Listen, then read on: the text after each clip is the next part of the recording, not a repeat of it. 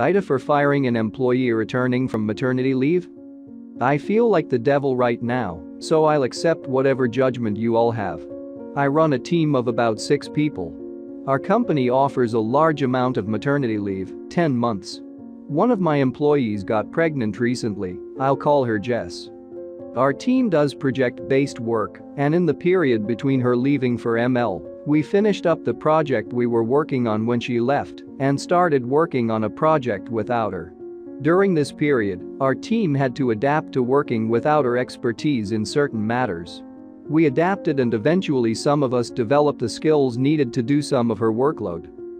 The situation we have now is me and 2 others split half the work that Jess used to do, and we hired someone new to come into the team to handle the other part of Jess's workload, and then some. This new employee came at significantly reduced cost, as he was straight out of unit, and we pay him a fraction of what Jess costs currently. Now Jess has come back to the team, but there is another issue. Our firm has informed us that for some fucking reason we no longer have the budget for a 7-person team and will have to let someone go. This news came about when I submitted the paperwork for Jess's return.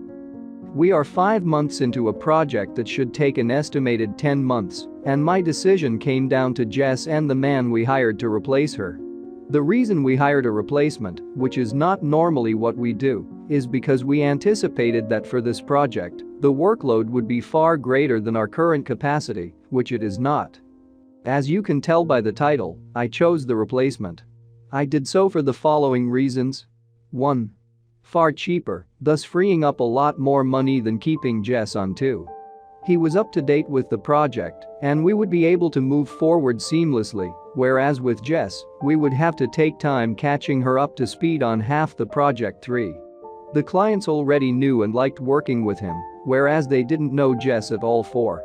She has been out of the field for a prolonged period, whilst he has been here for the past 9 months, so she may, or may not, find it hard to adapt back to work life, whilst with him it isn't a question. 5.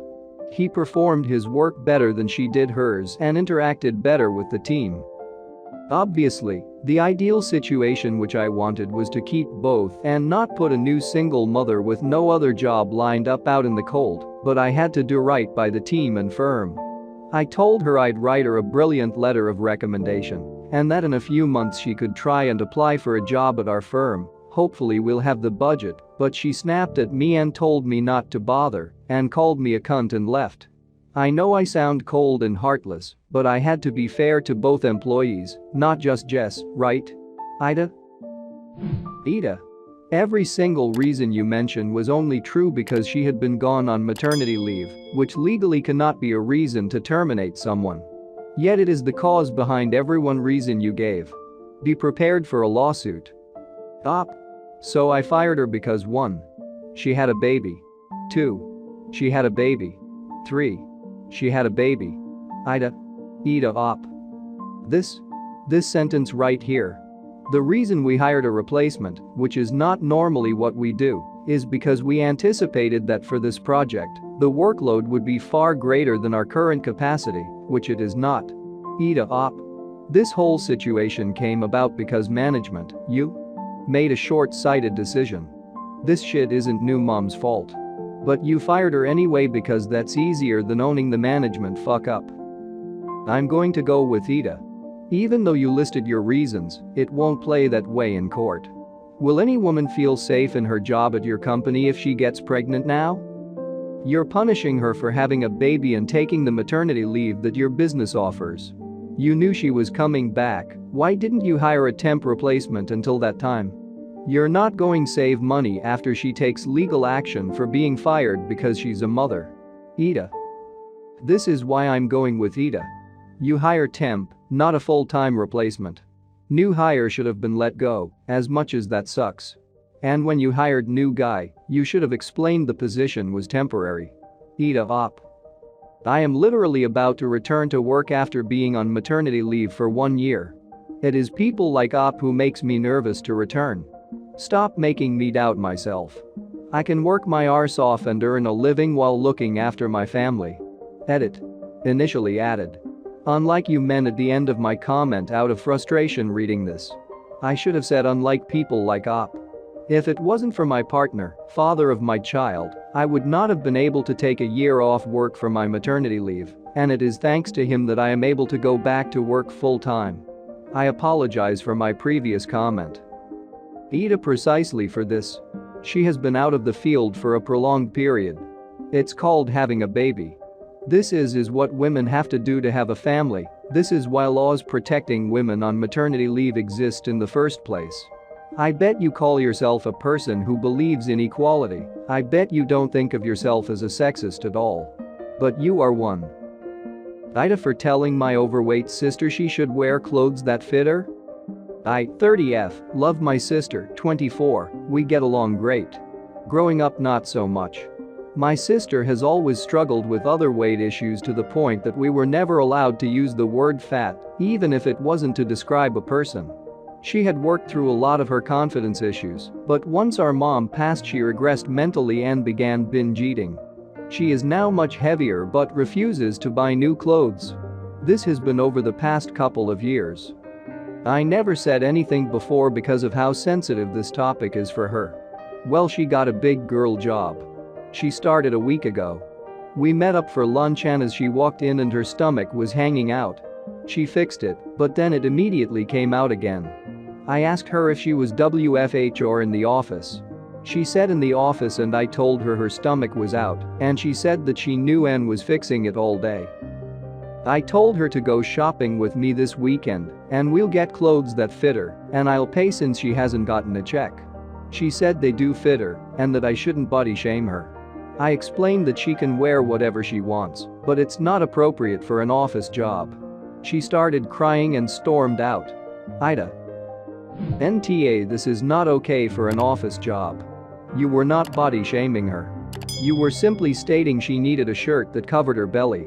I don't care what anyone says in this sub, you were not body shaming her. NTA. It's better to come from someone who loves her than from HR when there has been a complaint about the dress code. I just said the same thing. More embarrassing to hear it at the office, which she eventually will. Or the office gossip about how she doesn't dress appropriately.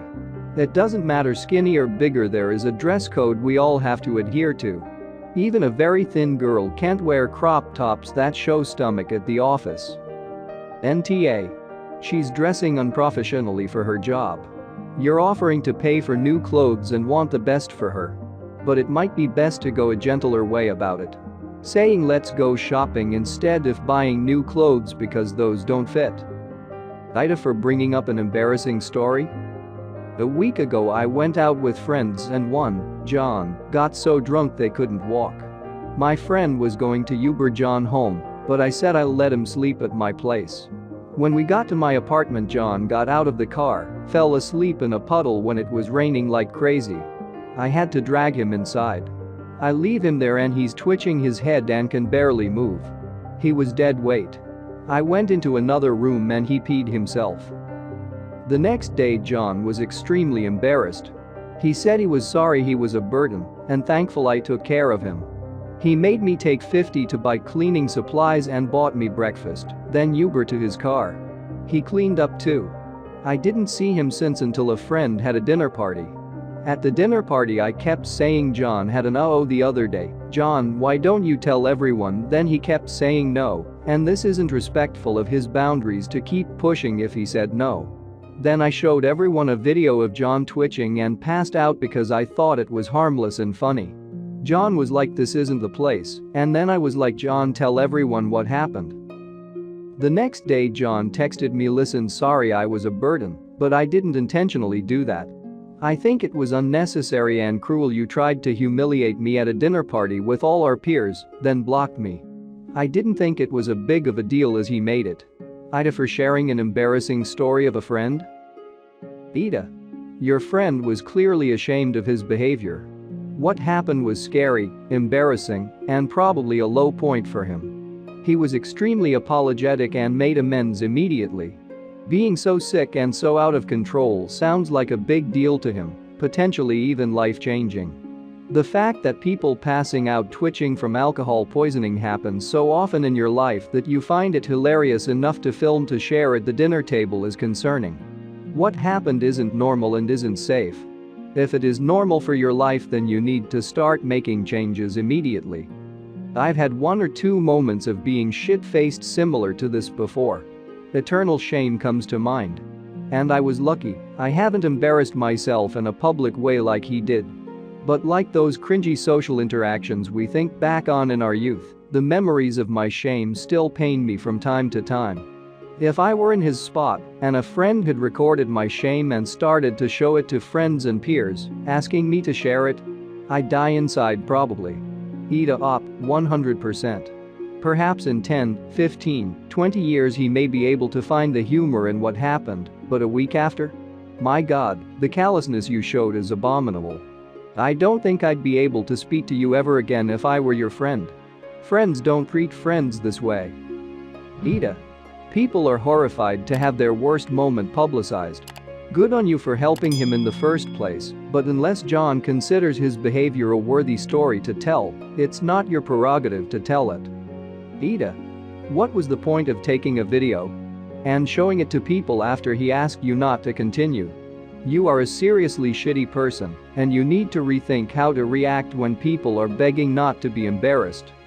AITA, he told you he didn't want the story told shared, and you shared it with video. Also, taking video of someone in a state like that for use like this is also pretty poor form. You owe your friend a huge apology. AITA, he asked you to stop showing something embarrassing that he couldn't help doing. You decide, in your infinite wisdom, to show the video after he asked you to stop. You did this to embarrass him at his expense. I wonder if you would find it hilarious if you could barely move, pee on yourself and then have everyone see the video and laugh at you. AITA, you seriously see nothing wrong with filming an unconscious person without their consent and then sharing the footage while the person is standing there begging you to stop. At least all your friends now know not to trust you to take care of them.